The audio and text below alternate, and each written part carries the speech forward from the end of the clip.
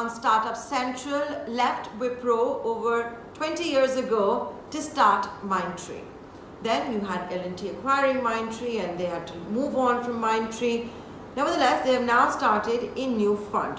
This fund has a target corpus of 200 crores. So far, 130 crores has been raised primarily from domestic LPs and domestic HNIs. Here they are in conversation with my colleague Chandra R Srikanth. Kiki, let me start with you. Was this always on the horizon for you, the third inning, so to speak, after Wipro, after Mindtree? Or is this one of those things that happened by chance? You saw that there is a lot of interest in the ecosystem, a lot of buzz, and therefore you wanted to perhaps be part of it?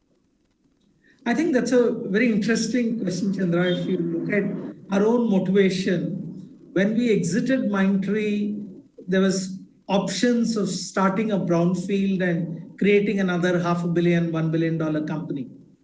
But both of us had been engaged in the startup ecosystem for a long time. When I'm still engaged with NASSCOM, I started the Emerge Forum in NASSCOM. And when as chairperson, I launched the Tech 10,000 Startups. So our engagement with the startup ecosystem gave us the insight that there's a lot more potential. While there is a lot of buzz in the startup ecosystem, the percentage of startups which go to get institutional funding in India is just about 4%. That's almost half of what is there in developed countries. And when we looked at companies which hadn't scale, we saw that they were just committing maybe 4, 5, 6 common errors. And we said our experience and our expertise could really help them not commit those mistakes. And in the process, we could also create more successful and far more effective entrepreneurial ecosystem in India. The other driver for us was, if you look at the early stage capital structure in India, a lot of the funding is more foreign capital.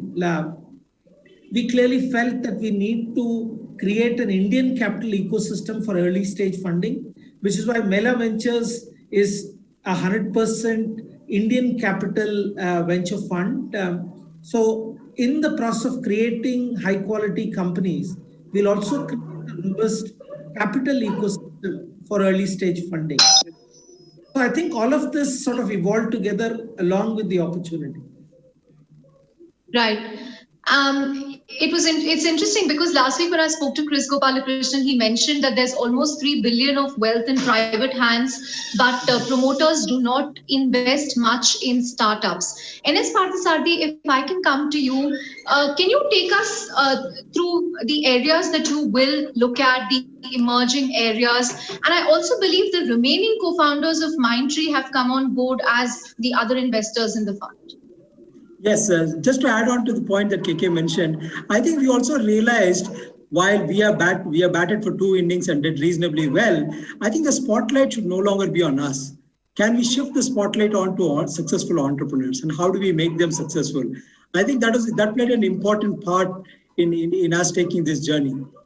To your question on where we want to invest in and what kind of companies we are looking at, clearly we are looking at companies who are trying to solve a global problem for enterprises.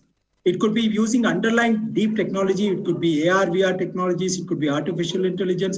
It could be quantum computing kind of technologies. But they have to solve an enterprise problem, which helps enterprises to be able to run their businesses better. That is what, and any solution that we look at has to be globally scalable. Can I take it to customers in Europe? Can I take it to customers in North America? I think that is going to be the focus area. Primarily is using deep technology to solve an enterprise problem, which is globally scalable. Recently, 4 of you, I think, applied to SEBI for declassification of promoters. There's a lot of buzz also that you are looking to exit your stake in Mindtree. What's the update on that? Or will you always have a token kind of holding, because this is obviously very close to your heart? Yeah. See, again, the question of declassification of the promoter is in line with a highest level of governance, because we are not on the board of the company, nor do we take part in any executive role.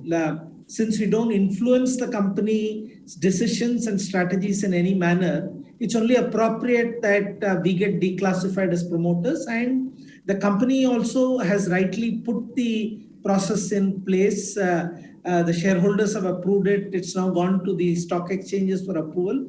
So soon we anticipate that we would become public shareholders. Of course, I think we have enjoyed the journey in Mindtree for the last 20 years. We are happy in terms of building what we think is a very admired and memorable company. And we'll continue to, as investors, be objective about keeping our holdings in Mindtree. If we see value as public shareholders, yes, we will keep it. But if we see other opportunities which is going to give us better returns, yes, we'll move there. Mr. Parthasarathy, before I wind up, in terms of the interest that you're getting, are you already kind of getting term sheets from startups? How many are you perhaps planning to close before the end of 2020? And how active are you and KK going to be? Are you kind of personally going to evaluate? Tell us how you plan to do this. I think it's been an amazing journey for us, right from the time we got the approval to start the fund. We've been meeting on an average and 1 or 2 companies a week. And these are companies which are qualified to take our investments, in the sense that, they are early stage with revenues. So I think it's amazing actually. And in such a short time frame, we have met so many companies. We have given one term sheet till now. And I think the due diligence is going on as we speak. And we expect it will get closed in the next 2 weeks. Are you going to be partial? Are you going to be partial to Bangalore-based company? No, I think we're going to be partial towards fearless entrepreneurs.